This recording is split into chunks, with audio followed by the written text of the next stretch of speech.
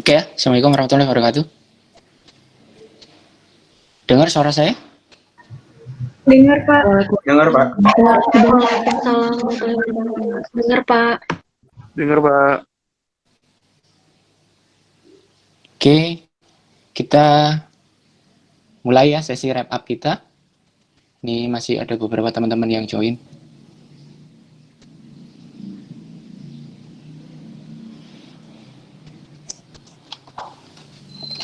Sebelumnya apa kabar semuanya? Alhamdulillah, Pak. Luar biasa. Alhamdulillah baik, Pak. Baik, Pak. Ini kita alhamdulillah kalau baik ya. Ini kita di pekan ke-6 sesuai yang kita kemarin rencanakan, kita ada semacam sesi wrap up gitu. Jadi untuk apa ya? Dalam rangka persiapan UTS sih sebenarnya, karena memang UTS-nya ini berbeda bentuknya dengan yang sebelum-belumnya. Jadi apa namanya, persiapannya juga mungkin kita lebih lagi gitu ya. Nah, karena itu kepikiran untuk bikin satu semacam apa sesi wrap up begini. Jadi kalau ada yang belum jelas, ada yang mau ditanyain tentang apapun di perkuliahan selama pekan pertama sampai pekan, berarti kalau sampai hari ini pekan ke-6 ya, itu silahkan ditanyakan. Dan memang ini sifatnya kolosal ya, maksudnya kolosal tuh untuk semua, jadi manfaatnya pun bisa dirasakan oleh semuanya gitu. Dan nanti juga kalau memungkinkan disebarkan juga ke teman-teman yang lain yang bukannya di kelas kita begitu.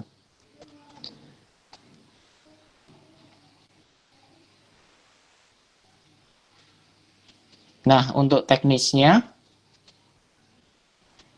ini jadi saya kayak ngomong sama tembok ini, nggak ada.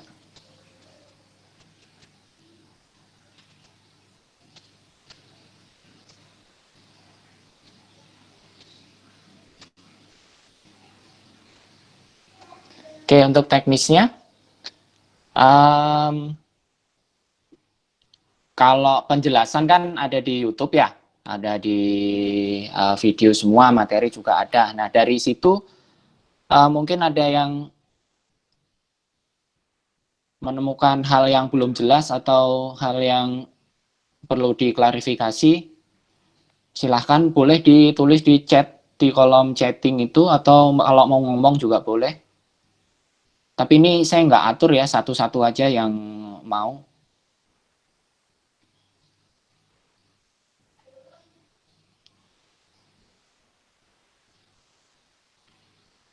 Silahkan kalau ada.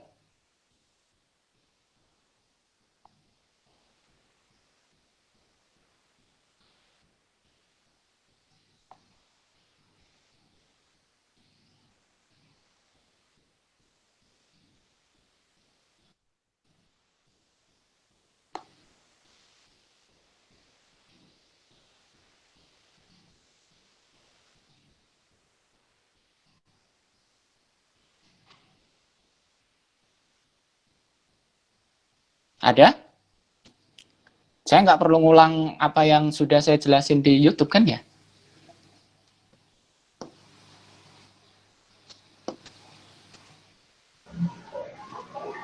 Izin bertanya, Pak. Iya, Saya boleh menanyakan untuk yang tuduh part 6, Pak? tuduh 46 ya. Saya buka dulu ya. Yang bagian mana tuh? Yang bagian stock valuation, Pak. Mm-mm. Nah, di situ kan ada tabel itu ya, Pak, yield-nya punya pemerintah. Nah, Mm-mm. itu di YouTube kan dikatakan bahwa kita menggunakan yang tenor 10 tahun ya, Pak, karena market konsensus atau apa itu ya, Pak? Iya, heeh.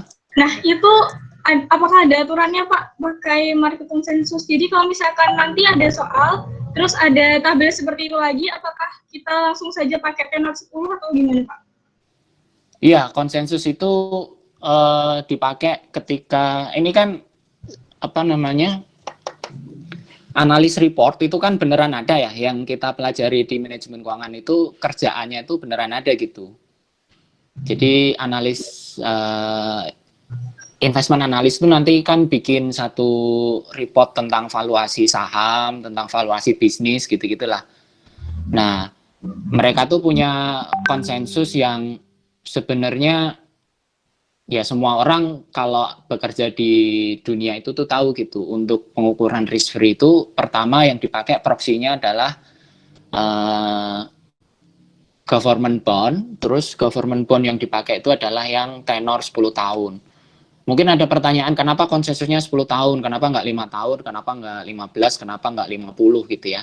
Nah, angka 10 itu muncul sebenarnya karena di angka 10 itulah menggambarkan kira-kira risiko yang yang diwakilkan dengan risk free itu cukup relevan, cukup kuat asumsinya untuk dilihat pada saat sekarang ini gitu. Jadi 10 tahun itu kan sebenarnya 10 tahun mendatang ya.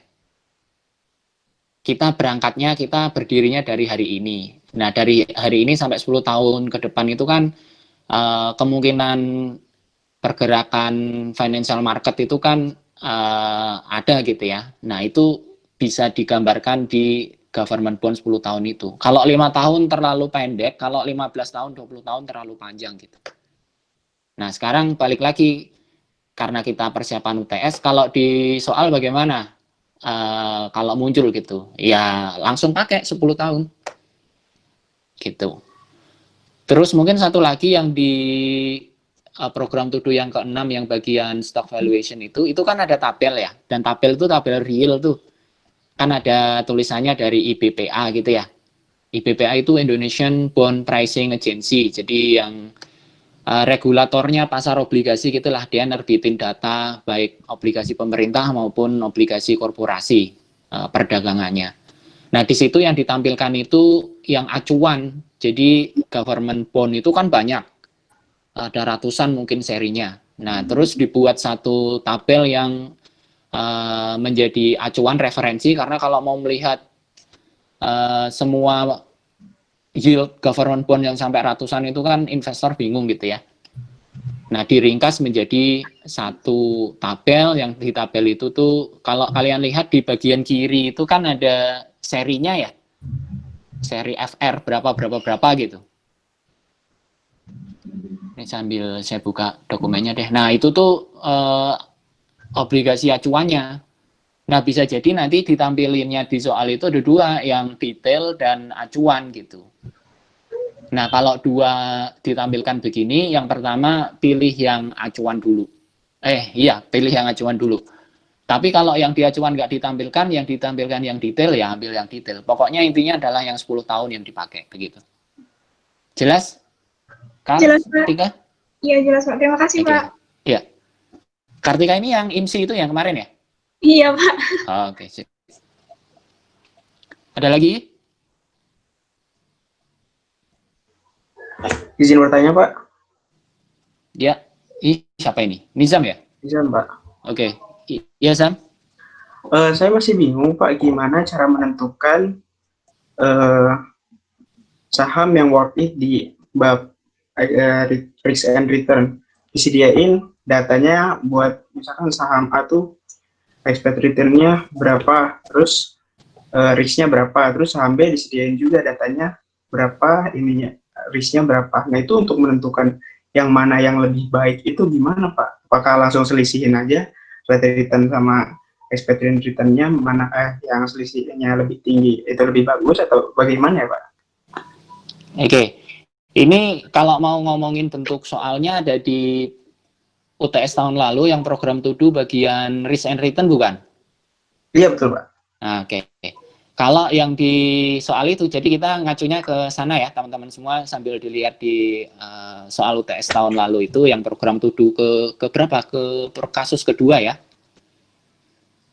Sepanjang saham itu terletak di garis CAPM, kan CAPM itu ada garisnya ya yang disebut dengan capital market line. Iya Pak. Nah, sepanjang terletak di garis itu tuh sebenarnya nggak ada yang lebih bagus dan nggak ada yang lebih jelek dalam konteks investasi ya. Karena apa? Karena setiap return yang diterima itu pasti sebanding dengan resiko yang juga harus diterima begitu. Jadi misalnya nih return 10% gitu ya, dengan beta 1,2. Itu kalau ada pilihan lagi satu investasi 15% returnnya, tapi betanya 1,7 misalnya. Nah itu tuh sebenarnya nggak ada yang lebih jelek dan nggak ada yang lebih bagus. Tinggal kita sebagai investor itu milih berdasarkan risk appetite ya, kalau di istilah itu, atau bahasa sederhananya sih kecenderungan menerima resiko kita itu rendah atau tinggi gitu. Kalau rendah ya berarti kita pilih aja yang tadi yang 10%. Karena kan risikonya cuma 1,2. Tapi kalau kita suka terhadap hal-hal yang berisiko begitu ya, dan sebanding juga dengan return, maka pilih yang berapa tadi? 15% tadi. Tapi kita harus juga mau menerima risiko lebih besar yang betanya 1,5 gitu. Jadi sama aja kamu pilih saham yang pertama yang 10% atau 15% itu sama aja. Nggak ada yang lebih superior.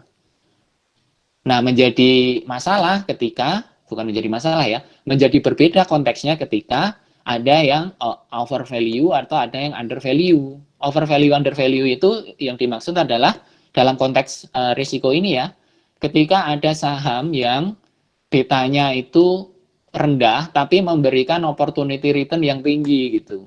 Misalnya tadi saham A kan 1,2 betanya, terus returnnya 10%. Tapi ada nih tiba-tiba muncul ada saham, dia returnnya 12%, tapi betanya 1,2 tetap. Nah itu pilih yang saham yang 12% ini karena memberikan return yang lebih tinggi, tapi resikonya lebih rendah.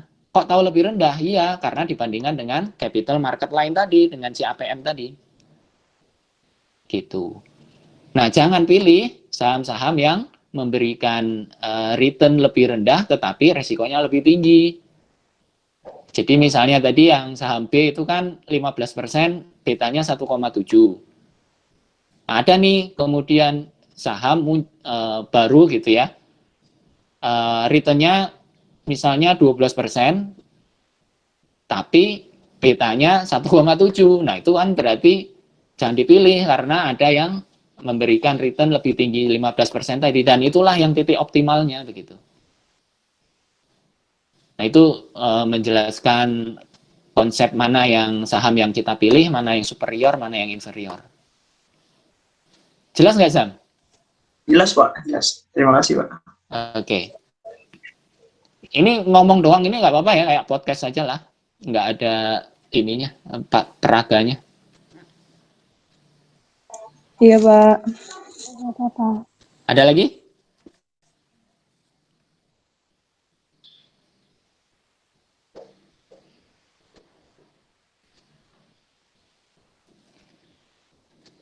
Sambil nunggu kalau ada lagi yang mau didiskusiin, jadi memang kalian nanti benar-benar ini ya, berstrategi dalam hal UTS ini. Yang pertama kalian cover dulu hal non teknis. Jadi kalian pastikan yang kayak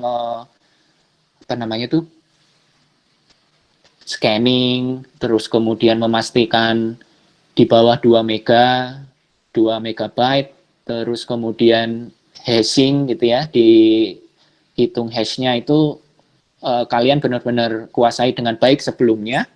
Kan kemarin udah ada simulasi ya, kalau nggak salah. Iya, sudah, Udah, Pak. Pak. Iya, Pak. Pak. Itu kalian benar-benar jalankan dan kuasai tahap per tahapnya. Kemudian setelah itu baru persiapkan hal teknisnya, maksudnya ya tentang materinya begitu. Dan yang sempat keluar kan ada ya yang ya soalnya banyak sampai yang pinter pun nggak akan bingung gitu-gitu. Ya jangan dipikir ke situnya dulu gitu. Pokoknya persiapkan saja materinya sebaik mungkin, sebisa mungkin, terus yaitu non teknisnya juga dipersiapkan. Kalau di manajemen keuangan sih nggak beda apa ya? Ya kira-kira bisa di benchmark dengan yang sudah kita lakukan selama ini sih. Kita kan ada kuis, ada IC gitu-gitu ya. Ya sebenarnya sih kalian bisa memperkirakan kira-kira seperti apanya dari situ, nggak berbeda-beda jauh gitu. Ada lagi?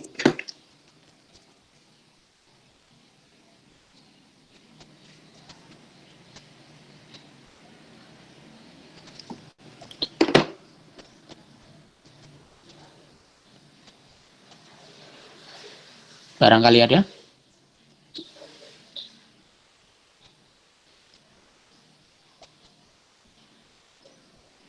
Boleh juga ditulis kalau malu ngomong. Pak. Ya, Gracia? Kalau mau tanya misalnya tentang kayak soal UTS-nya itu kayak tahun lalu nggak Pak? Maksudnya ada pilihan ganda, ada kasus gitu, atau misalnya ada bentuk lain Pak? Nah itu gimana ya? Pertama kan saya kebetulan nggak ngedosko nih yang semester ini untuk manajemen keuangan. Jadi itu kewenangannya ada di dosko untuk menyampaikan kalau mau disampaikan ya. Tapi untuk membantu kalian belajar sih yang saya bisa bilang adalah ya itu tadi, kalau saya harus ulangi ya. Jadi nggak jauh dari yang sudah kita lakukan gitu. Jadi kayak misalnya nih saya minta kalian tetap nulis caranya gitu-gitu, terus kemudian disubmit. Jadi kalian tuh harus tahu apa namanya, menemukan atau mencari jawabannya itu dari mana. Nah itu tuh benar-benar kalian harus pahami begitu, karena itu nanti ada gunanya. Yang bisa saya sampaikan sih gitu sih, karena sekali lagi kewenangannya ada di dosko dan saya kebetulan nggak ngedosko yang semester ini. Gitu Gracia ya? Iya Pak, makasih ya Pak.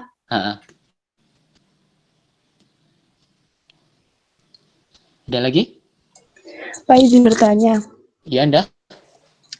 Kan di yang financial analysis yang rasio itu Pak ada beberapa rasio yang analisisnya itu tergantung. Misalkan kalau naik bisa baik atau turun bisa ya. buruk gitu kan Pak.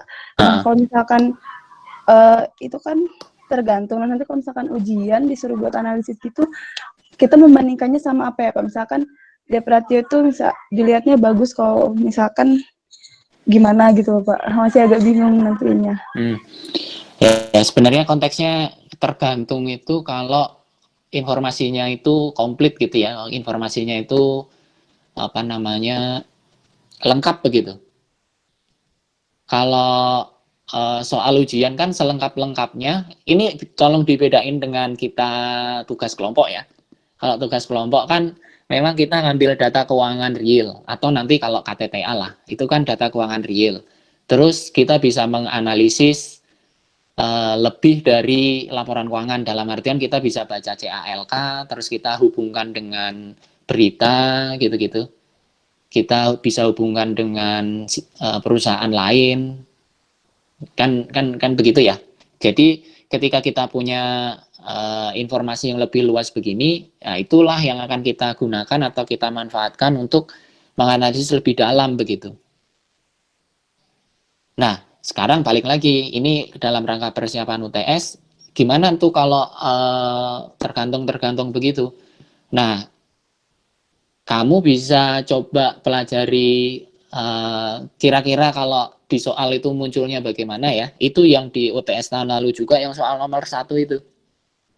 Yang itu kan ada analisis laporan keuangan ya, dengan rasio.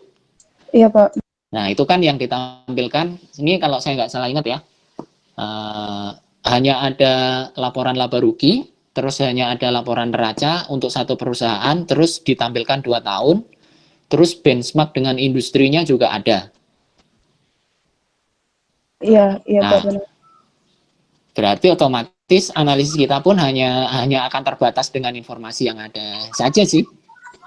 Dan itu sifatnya lebih analisisnya itu lebih to the point gitu. Tergantungnya itu menurut saya minimal karena memang informasinya nggak banyak.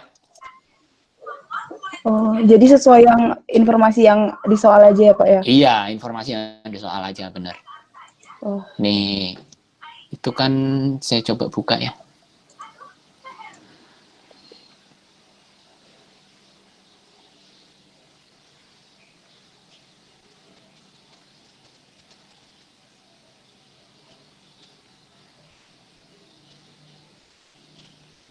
Nah, itu kan ada benchmark industri, benar, terus 2017 itu rasio keuangannya dihitung, 2018 rasio keuangannya dihitung, terus ya relatif dibandingin begitu. Dan ya to the point sih, straight, langsung gitu membandingkannya. Nah, tapi yang penting saya tadi ada yang kurang, antara satu rasio dengan rasio yang lain itu dihubungkan begitu. Oh, jadi kan itu analisisnya nanyanya misalkan apakah perusahaan tersebut terdapat masalah gitu, Pak. Kita lihatnya kan kadang kan ada misalkan rasionya yang liquidity naik, nanti yang bagian ini turun. Nah, itu gimana, Pak? Nah, iya, makanya dihubungkan itu kan ada berapa? Ada 5 ya, likuiditas, terus kemudian profitabilitas, terus efisiensi aset, terus apalagi yang capital structure ya, yang keempat, terus yang kelima apa tuh? Saya juga lupa. Nah, itu dari masing-masing ini dihubungkan.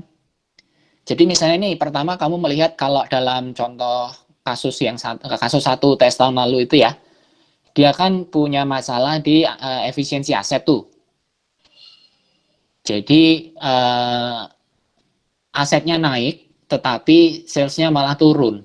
Nah, itu temukan dulu, tips triknya ya, temukan dulu satu masalah begini. Nah, setelah ketemu, oh ini masalah nih, ini nggak benar nih. Harusnya ketika aset naik, kemudian salesnya kan harus naik. Kalau nggak naik, berarti ada sesuatu yang salah di aset efisiensinya begitu, penggunaan asetnya. Nah, itu terus kemudian kamu kaitin dengan misalnya rasio capital structure. Loh, ada kenaikan aset itu berarti dia kan dari sisi pembiayaannya kan harus nambah, entah dari debt, entah dari equity begitu. Nah, kebetulan kalau di dalam konteks kasus ini dia tuh dari debt gitu. Dan debt-nya itu kalau dilihat lagi di laporan keuangannya itu dari jangka pendek.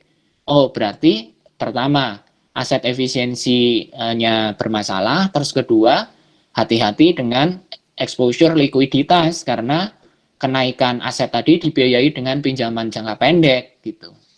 Sedangkan kinerja laba ruginya kan nggak bagus, jadi salesnya malah turun. Nah, itu udah ketemu tuh 2. Nah, hubungan-hubungan seperti ini yang saya maksud gitu. Jadi dihubungkan tuh satu dengan yang lain. Oh iya, Pak. Oh, Jangan, jadi temuin masalah dari rasionya dulu ya, Pak. Temukan satu masalah terus hubungkan dengan yang lain karena pasti terkoneksi gitu, nggak mungkin nggak. Oh iya. Jadi menganalisis itu jangan satu-satu. Aset efisiensinya jelek, profitabilitasnya bagus. Nah, itu tuh nggak begitu caranya, tetapi pasti itu ada koneksinya gitu, nggak mungkin nggak. Karena ya laporan keuangan antara neraca, laporan laba rugi, dan satu lagi nanti laporan arus kas itu kan nyambung kan, yang kita pelajari di pengakun, di AKM gitu kan. Iya, Pak. Nggak berdiri sendiri-sendiri gitu. Nah, yang sering kali muncul itu yang dulu-dulu tuh biasanya adalah analisis itu sendiri-sendiri gitu. Nah, kalau analisis sendiri-sendiri ya itu bukan menganalisis tapi menceritakan gitu. Terus hubungannya apa? Enggak ada. Enggak tahu, bukan enggak ditulis gitu. Nah, itu mungkin yang perlu diperhatikan di bagian rasio keuangan. Iya Pak, makasih ya Pak. Ya,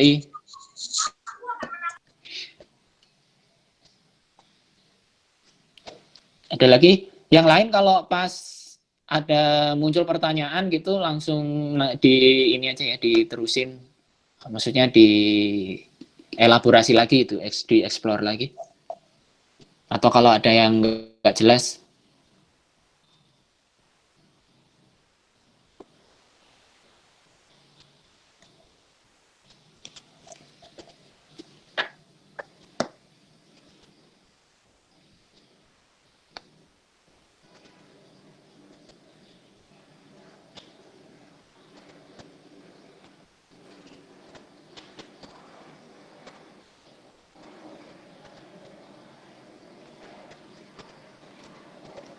Yang lain?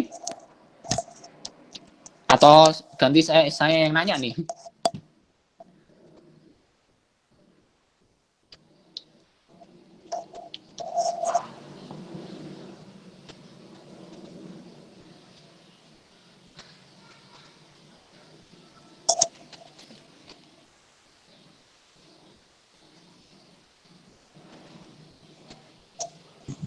Pak, izin bertanya Pak. Iya, Monica. Sebenarnya YTM Yield to Maturity itu beda nggak sih Pak sama market rate? Sama atau apa? sama market rate? Di YTM dengan market rate ya? Iya. Ini berarti di chapter tentang debt valuation ya? Iya Pak. Pertemuan ke-5. YTM dengan market rate itu seperti yang kita pernah bahas, berbeda tetapi terkait gitu. Jadi YTM, yield to maturity, itu kan imbal hasil yang dibayangin akan diperoleh investor gitu ya. Investor bond maksudnya ini, bondholder. Ketika asumsinya dia memegang obligasi tersebut sampai jatuh tempo, kan begitu. Nah, ketika dia berekspektasi, ketika dia membangun harapannya tadi, ketika dia membangun kira-kira saya mau dapat return berapa ya, itu kan sama dengan resiko berinvestasi di bond. Nah, resiko berinvestasi di bond itu dipengaruhi oleh market rate atau interest rate tadi. Loh, bagaimana hubungannya? Bagaimana dia bisa mempengaruhi yield atau ekspektasi bondholder ketika ekspektasi bondholder ketika dia memegang obligasi itu sampai jatuh tempo. Nah, misalnya ini hari ini nih, kamu memegang obligasi adikarya misalnya begitu ya, yieldnya 10%. Yield 10% ini ekspektasimu untuk mendapatkan return ketika kamu memegang obligasi adikarya ini misalnya jatuh temponya 5 tahun lagi begitu. Nah, dari hari ini sampai 5 tahun ke depan, itu kan ekonomi bisa berubah, situasi bisa berubah, begitu ya. Nah, yang paling berpengaruh perubahan-perubahan tadi, itu kalau di dalam bond, itu adalah market rate atau interest rate. Kalau sulit membayangkan market rate, interest rate itu apa, bayangin aja itu tingkat deposito. Loh, kenapa kemudian tingkat deposito itu menjadi berpengaruh ke yield? Ya karena ketika misalnya tingkat deposito itu naik rate-nya gitu ya, kita punya duit nih. Terus ya daripada saya investasi di bond, yang mending saya beliin deposito begitu, karena memberikan imbal hasil yang lebih tinggi, memberikan return yang lebih tinggi. Nah, ketika market rate itu, tingkat deposito itu naik gitu ya, berarti bond itu semacam ada saingannya begitu untuk menjadi tempat berinvestasi bagi investor. Nah, otomatis yieldnya, imbal hasilnya, ekspektasinya kan juga naik karena saingannya juga naik begitu.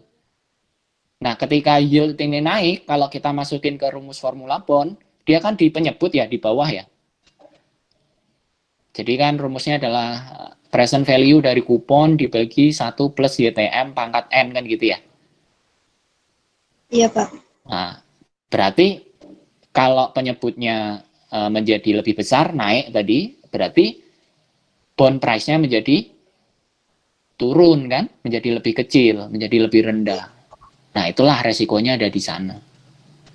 Jadi sekali lagi kalau mau dirangkum, YTM itu ekspektasi.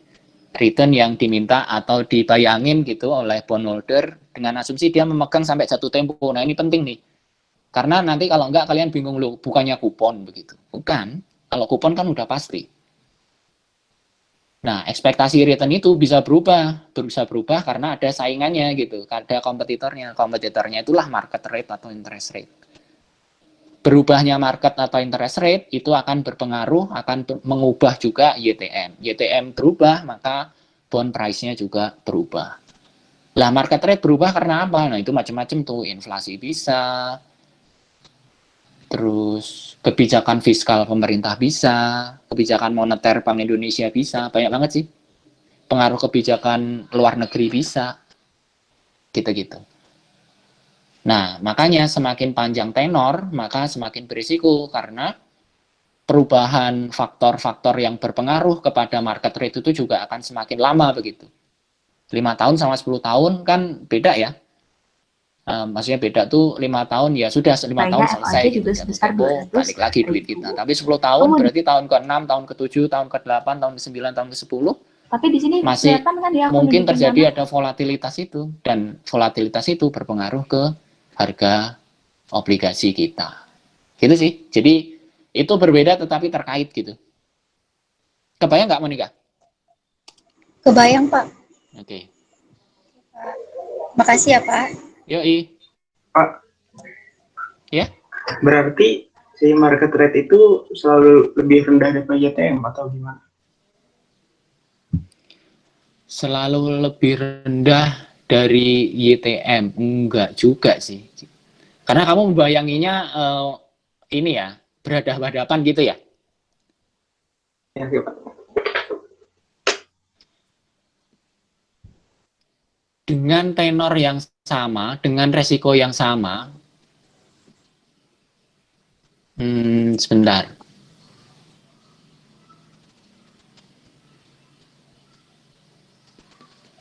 Ya, dengan tenor yang sama, dengan resiko yang ini ya, yang dipertimbangkan, itu relatif lebih rendah daripada yield-nya bond begitu. Karena yield-nya bond itu kan masih menanggung risiko default ya.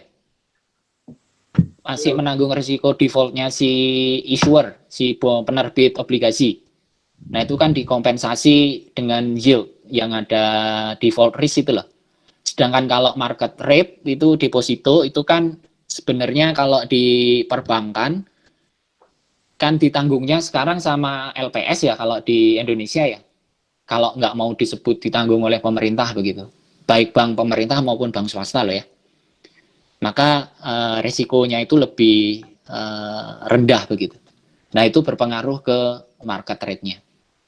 Kalau mau dilihat hanya dari satu sisi itu ya, tapi sebenarnya kalau kita masuk ke makroekonomi sih, ya market rate itu nggak bisa one to one diperbandingkan dengan obligasi begitu.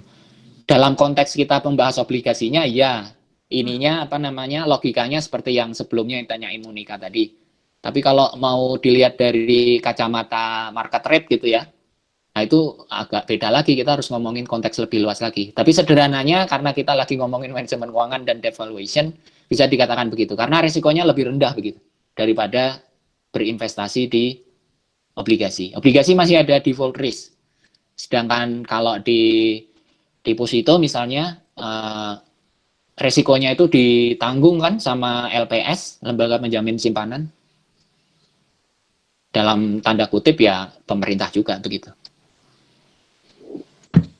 Baik, Pak. Terima kasih, Pak. Oke.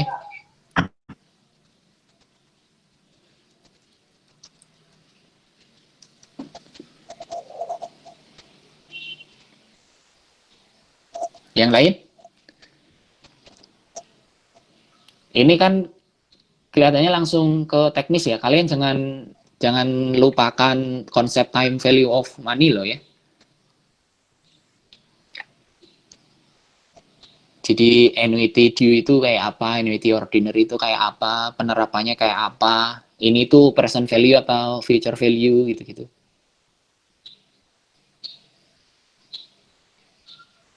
Ketika berhadapan dengan soal, terus ada diketahui nilai dari satu instrumen investasi adalah 10 juta, nah itu ini future value apa present value, nah gitu itu kalian harus latihan gitu.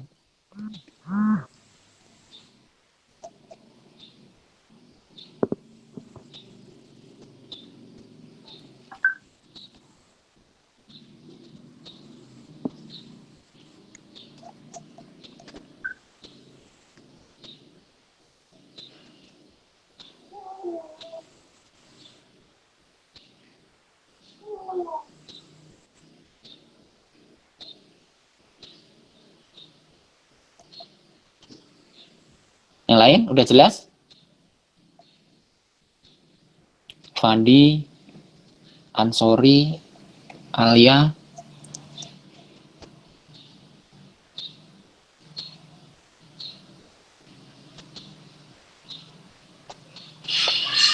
Untuk mata kuliah yang lain gimana? Oke.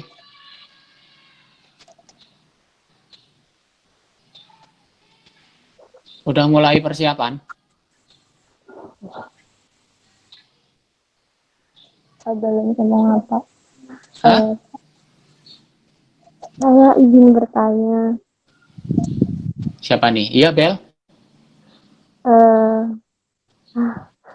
Jadi itu kan tadi Bapak menjelaskan kalau misalkan YTM ini akan mempengaruhi bond price kan Pak. Waktu itu di soal isai saya sempat bingung untuk menentukan bond value. Bond value itu apakah dia dilihat dari sisi kita yang ingin membeli ataukah dari para investor yang udah ada. Soalnya kalau dari soal kemarin di ISA itu kan dia bond price itu dihargai dengan harga 98% dari obligasinya. Tapi ketika kalau kita pakai market YTM atau expected return dari kita itu nilai bondsnya itu lebih rendah. Nah, kalau misalkan ditanyakan bonds value itu berarti dari sisi kita atau dari yang bond price-nya itu, Pak? Ya, ini bukannya di bond sih sebenarnya. Ketika kita ngomongin saham juga iya. Posisinya itu apakah, ini nanti dikoreksi ya kalau saya salah memahami pertanyaannya. Posisi kita itu ketika menjawab apakah orang yang akan membeli gitu ya. Jadi kita belum punya nih. Atau kita tuh sudah jadi pemegang obligasi itu gitu kan. Maksudnya sudah investor, maksudnya obligasi itu sudah kita pegang begitu. Begitu bukan ya kan? Iya, kurang lebih gitu Pak. Oke. Nah itu juga bagian dari yang kalian perlu hati-hati dan membacanya di soal gitu. Kalau yang dimaksud adalah yang di UTS tahun lalu yang soal nomor 3 itu, yang bond valuation. Yang kan ada ya diketahui market price-nya 98,15 gitu-gitu kan ya.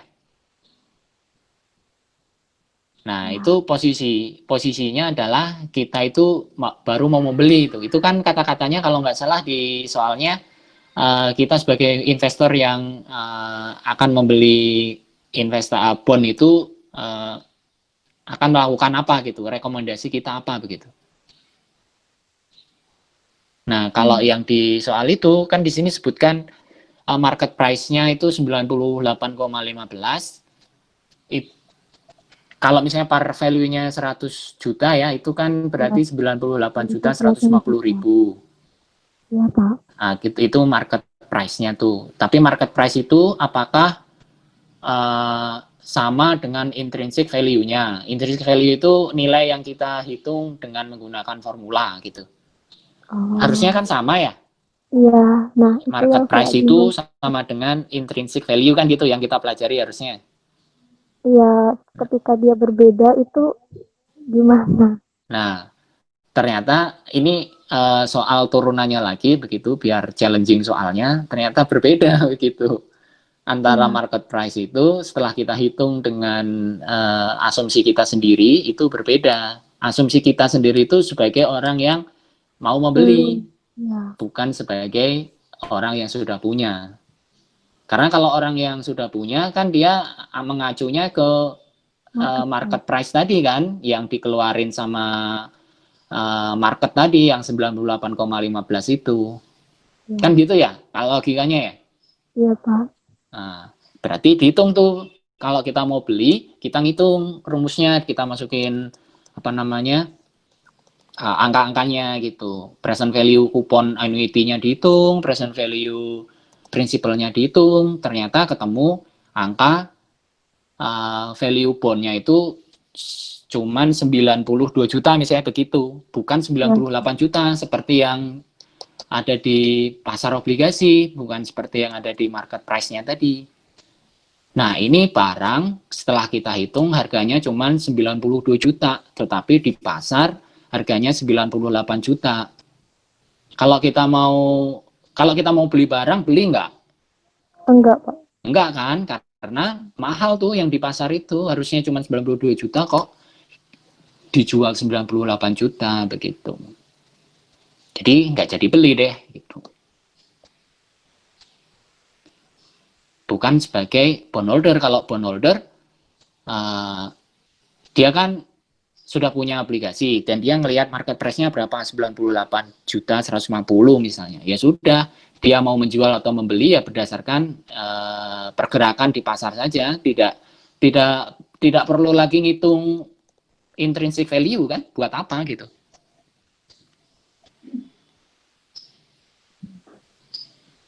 Berarti Gimana? Pak yang mau membeli gitu ya Pak ya. Kenapa? Kalau ditanyakan bond value berarti dari sisi kita yang mau membeli gitu kan ya Pak. Karena kan itu kepentingan kita ya untuk ngitung intrinsic value-nya ya. Karena kita mau beli. Kalau kita udah punya ya ngapain? Kan sudah, kita udah punya. Maksudnya obligasi itu udah kita pegang. Kalau mau dijual ya berdasarkan market price saja kan. Berapa market price-nya ya itulah. Nah, di sini yang penting itu tadi, bahwa intrinsic value itu bisa jadi sama, secara teorinya harusnya sama dengan market price, tapi bisa juga berbeda gitu. Kalau di buku kan, kalau di teori cuma dibilang bagaimana menghitung bond price itu sama dengan ya rumus itu kan, present value annuity ordinary ditambah present value principal gitu. Tapi kalau soal ujian distan kan ya tahu sendirilah. Iya Pak. Dikembangkan sedemikian rupa sehingga Price-nya berarti kita beli ya Pak. kenapa? Kalau misalkan bond value-nya itu sama dengan market price yang ada di pasaran, berarti kita bisa beli gitu ya Pak. Iya. Keputusannya. Misalnya market price-nya 98 juta, kita ngitung 98 juga gitu. 98 juta juga. Oh ya berarti transaksi yang terjadi di market ini itu sama dengan ekspektasi kita begitu. Kita, ya. Jadi real value-nya itu benar gitu. Market value-nya tadi itu benar. Ya Pak. Paham Pak. Makasih Pak. Oke.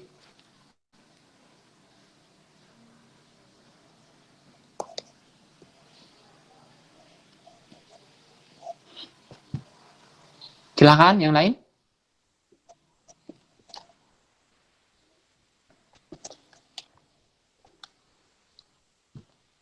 Baru 10.45.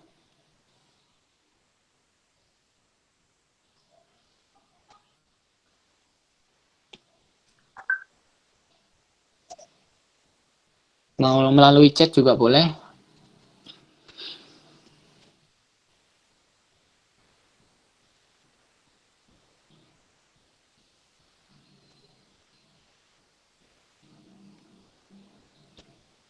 Oh iya, satu apa namanya?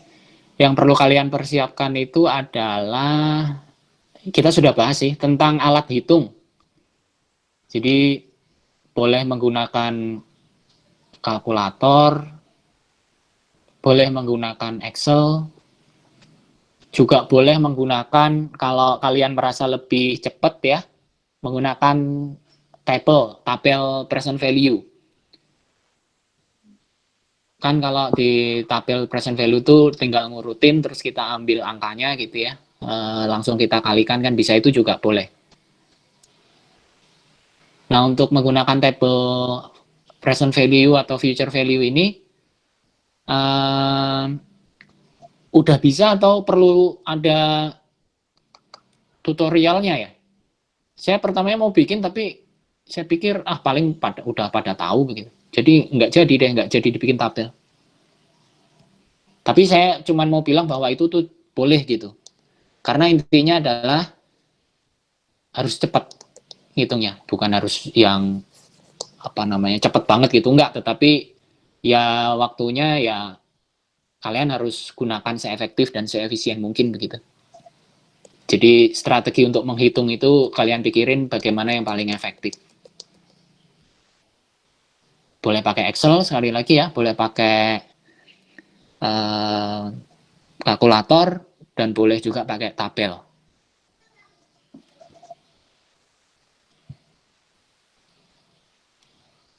Kalau pakai kalkulator pasar, menurut saya itu dengan sendirinya tidak efektif, jadi kalian harus cari pinjem atau ya gimana lah caranya.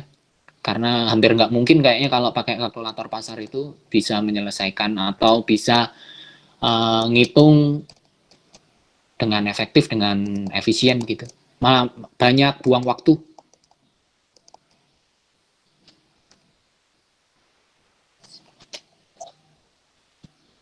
Kalkulator udah pada punya kan? Sudah Kak, sudah. Nah, itu salah satu senjata yang akan digunakan. Kalau mau pakai kalkulator di HP yang download itu juga terserah, cuman kalian harus pastikan berfungsi dengan baik begitu. Karena tombolnya kecil, terus kadang juga terpengaruh di apa tuh? Terpengaruhnya ya, kadang ngeloadnya itu lama gitu. Komputasi perhitungannya bisa jadi lama karena tergantung di ini HP-nya. Apa kalau komputer tuh prosesor, kalau HP itu apa ya? Chipsetnya.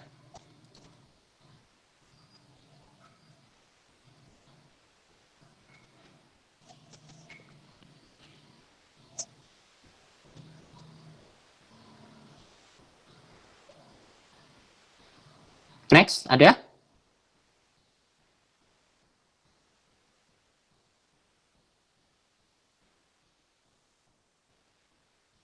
Pak, izin bertanya, Pak. Iya, Win. Nah, ini terkait penggunaan time value of money, Pak. Nah, terkadang saya bingung itu maksudnya kita kapan sih pakai masukin rumus kayak gimana ya? Bingung masukinnya gitu timingnya, Pak. Apalagi yang di bagian kompleks cash flow stream itu, Pak. Oke. Jadi membuat itu ya, apa sih namanya, kalau kompleks cash flow itu kan kita harus identifikasi mana nih yang bisa dikelompokin gitu ya? Iya, Pak. Kayak masukinnya maksudnya ini gunanya kapan sih? Atau ini ya sebenarnya karena banyak rumusnya juga sih.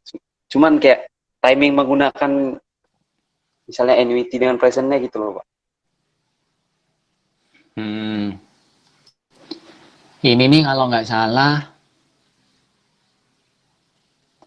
ada satu contoh kasus yang bagus untuk menguji pemahaman kompleks cash flow ini, ada di pilihan ganda deh UTS tahun lalu, nomor nomor berapa ya? Sebentar. Di awal-awal kalau nggak salah.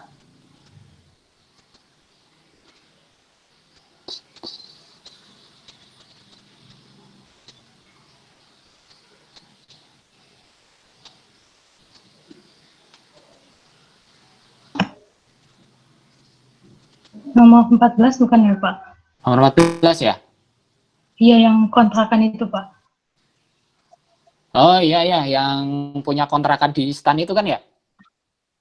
Iya, Pak. Mm-mm. Nah, itu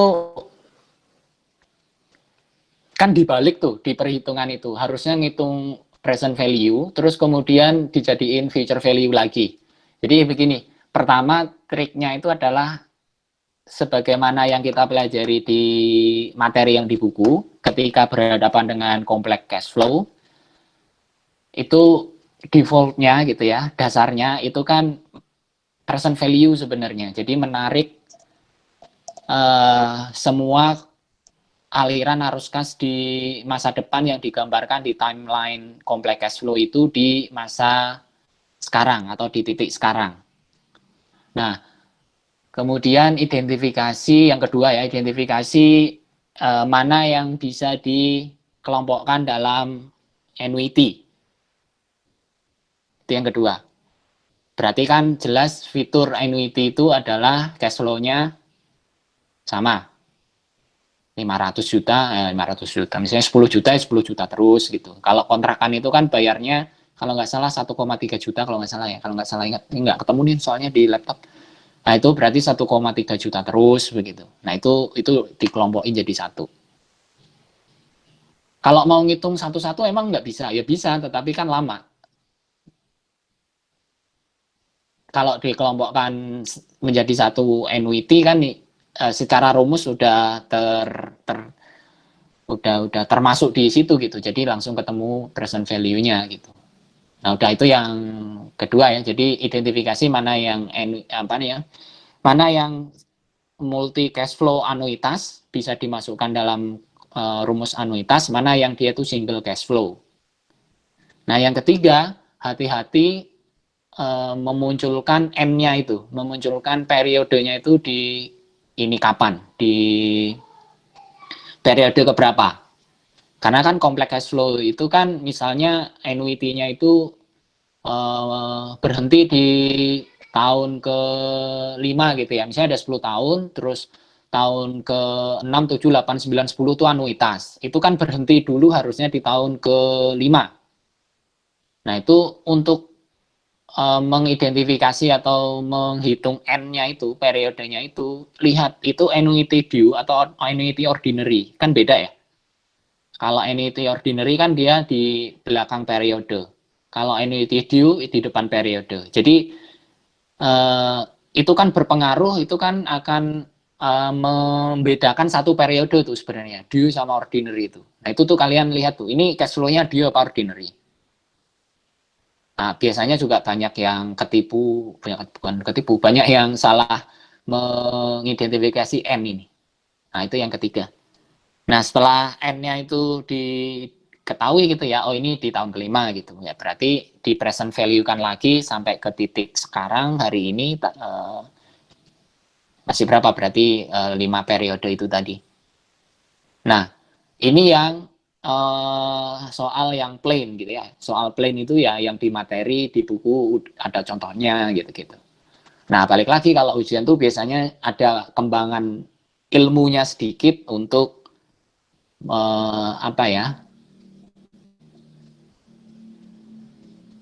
pengen tahu pengembangan rumus ini ada yang tahu atau enggak gitu, ada yang bisa jawab atau enggak gitu. Diujikannya tuh kan begitu ya, model-model soal ujian di kampus kita gitu.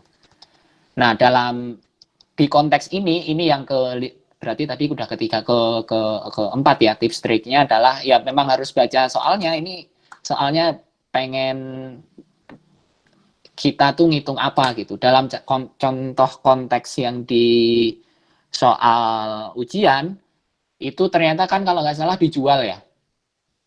Di tahun keberapa itu kontrakannya dijual. Nah, kontrakannya dijual berarti kan bukan hari ini yang jelas, karena nanti dijualnya setelah tahun ke berapa? Tahun ke berapa itu? Ada yang buka soalnya nggak? Tahun ke-11, Pak. Tahun ke-11, Pak. Nah, tahun ke-11 dari sekarang. Oh, berarti itu jadi future value begitu. Karena kan belum ada di sekarang.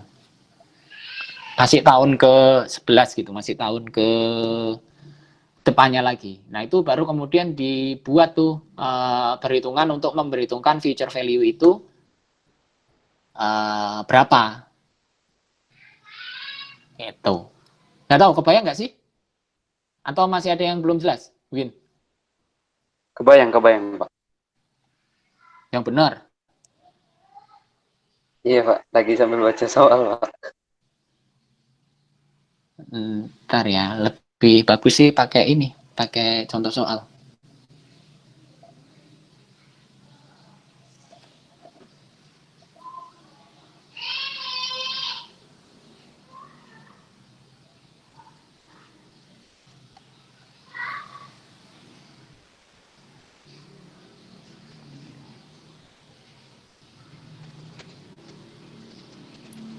Desktop.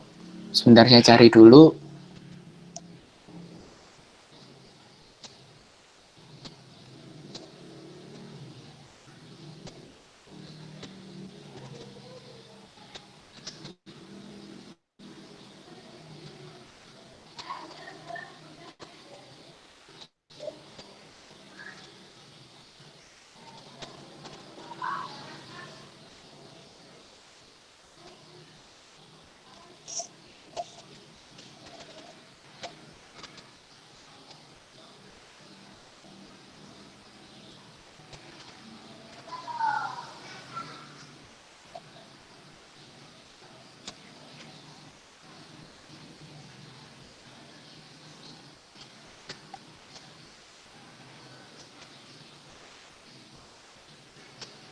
Sambil nunggu, barangkali yang lain ada? Internetnya ternyata lemot.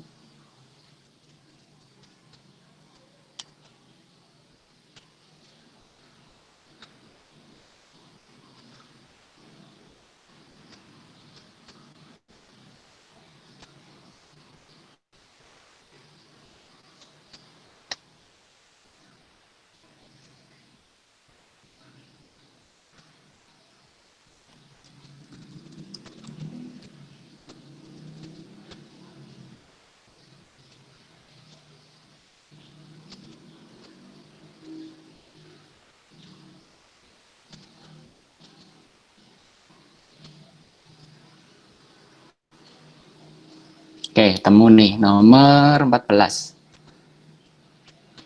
Nah itu, Pak Badu mempunyai kontrakan 13 pintu, disewakan kepada mahasiswa PKN STAN dengan tarif 1,23 juta per tahun, dibayar awal tahun. Pada awal tahun ke-11, beliau bermaksud menjual kontrakannya dengan harga 1,75 miliar, dengan perkiraan tingkat hasil investasi 17% per tahun. Berapa nilai wajar dari kontrakan Pak Badu? Ya, itu kan yang di soal. Nah, ini pertama tadi ya, tadi kan tips triknya adalah identifikasi dulu, gambar timeline-nya dulu. Nah, ini berarti timeline-nya kan kita mulai dari sekarang sampai ke tahun ke-11. Nah, setelah itu masuk ke yang kedua, identifikasi mana nih yang annuity, mana yang multiple cash flow, mana yang single cash flow. Yang multiple cash flow kan berarti yang anuitas itu, yang dia menerima sewa kosan 1,23 juta per tahun, kali 13 kamar gitu ya. Nah itu dia peroleh sampai awal tahun ke-11. Nah itu gambar tuh, hitung 1,23 juta kali 13 per periode sampai tahun ke-11, terus ke yang ketiga, annuity due apa annuity ordinary. Di sini dibayar di awal tahun, asumsi selalu penuh, berarti dia annuity due karena di awal. Nah berarti hitung keluarnya atau mendapatkan cash flow 1,23 juta kali 13 itu di awal. Udah dihitung, terus kemudian di awal tahun ke-11 beliau bermaksud menjual kontrakannya dengan harga 1,75. Nah ini ke yang ketiga, tips ya, trik yang ketiga tadi, identifikasi M-nya, periodenya. Nah ini kan di sini clue-nya adalah pada awal tahun ke-11. Berarti pada awal tahun ke-11, sewa yang dia Pak Badu terima di tahun ke-10 itu kan masih dia nikmati ya. Nah itu berarti masih di periode yang sama. Berarti annuity-nya nggak terpengaruh, tetapi nanti ngitung 1,75-nya M-nya menjadi 11 karena dia muncul di awal tahun. Jadi nilai wajar dari kontrakan Pak Badu 1,75 miliar yang future value yang harga di tahun ke-11 tadi, berarti ini future value ditambah dengan berapa tadi penghasilan yang dia peroleh dari kontrakan selama dia kontrakin itu begitu. Gitu sih ininya secara umum. Jadi gambar timeline-nya, kelompokkan annuity mana yang annuity, mana yang bukan annuity gitu ya, mana yang multiple cash flow, mana yang single cash flow, terus kemudian identifikasi N, terus untuk mengidentifikasi ini present value atau future value ya baca soalnya. Kalau dia ngitung berarti berapa hari ini, nah, present value, tetapi kalau berapa nilai wajarnya 10 tahun lagi ya berarti future value. Gitu sih, Win. Baik, Pak. Terima kasih, Pak. Sebenarnya kalau lebih real lagi, kamu punya contoh kasus gitu ya. Kamu latihan terus kamu bingung di mana, nah itu efektif tuh, begitu.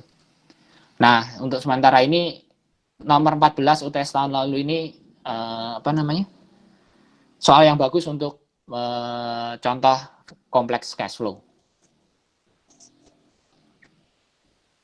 Baik, Pak. Demikian.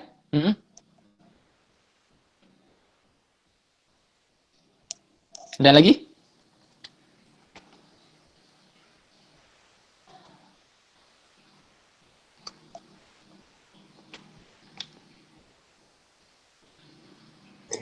Pak, berarti itu yang ditanya itu nilai wajar dari kontrakannya di tahun ke-11 gitu ya, Pak? Berarti future value kan? Padahal kan kalau soalnya plain, maksudnya plain itu tadi sekali lagi kayak yang di buku-buku ya, yang ditanya kan pasti nilai sekarang tuh, hari ini, nilai hari ini. Berarti kan present value. Defaultnya sih memang present value. Cuman setelah dikembangin soalnya bisa jadi future value gitu. Contohnya ya kayak soal ini, yang ditanya itu nilai wajar 10 tahun lagi gitu. Bukan nilai wajar sekarang.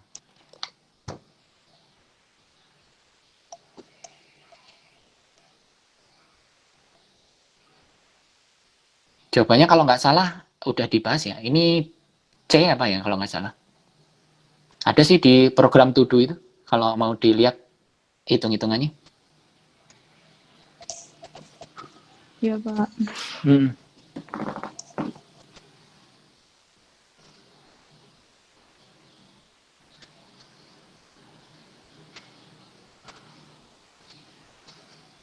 Yang lain ada?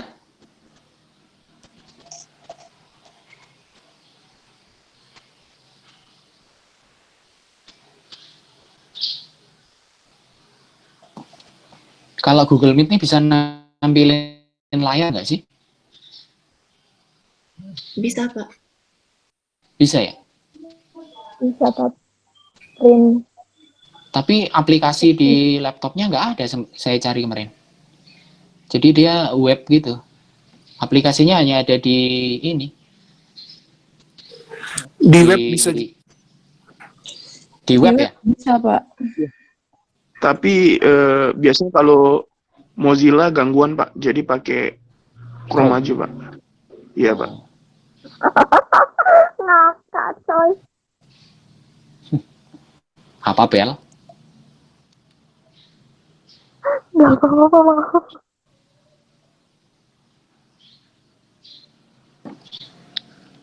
Gitu? Ada lagi?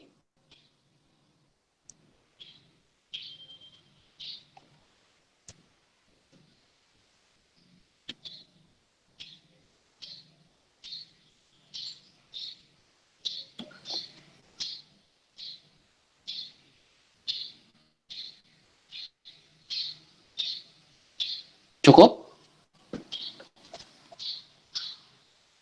Kalau cukup, saya mau nerusin jadwal saya bermain game.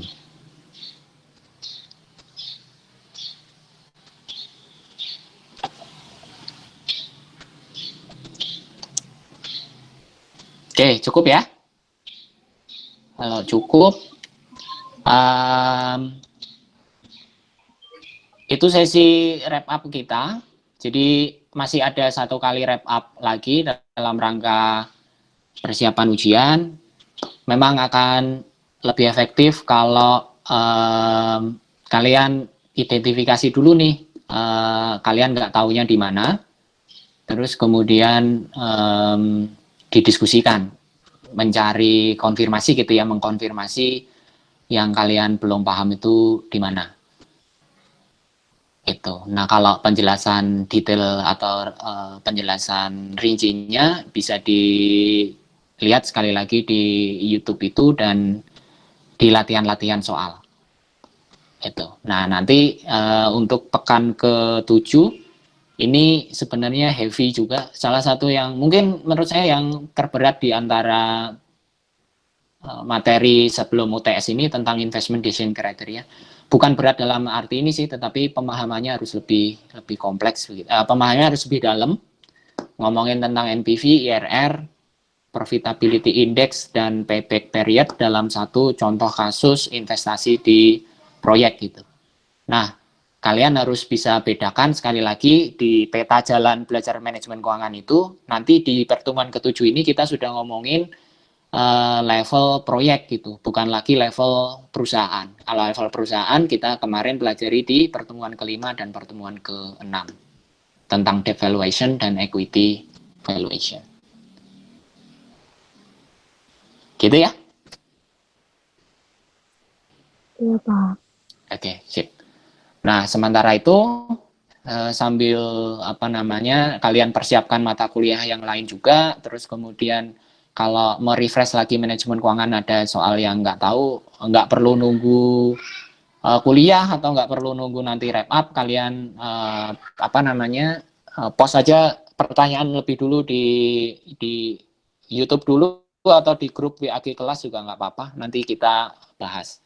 Mumpung ingat gitu, kalau ada pertanyaan langsung di post daripada nanti disimpan malah jadi lupa. Oke, mungkin begitu. Semoga ada manfaatnya ya, setidaknya dalam rangka mempersiapkan UTS. Sekali lagi semoga UTS-nya lancar, tapi kalian juga yang jelas juga harus berusaha dengan maksimal untuk mempersiapkan UTS tadi, dan jangan lupa berdoa, minta doa ke orang tua dan orang-orang terdekat, orang-orang tersayang. Mungkin begitu? Iya, Pak. Terima kasih banyak. Iya, Pak. Terima kasih banyak, Pak. Oke. Terima kasih banyak, Pak. Oke.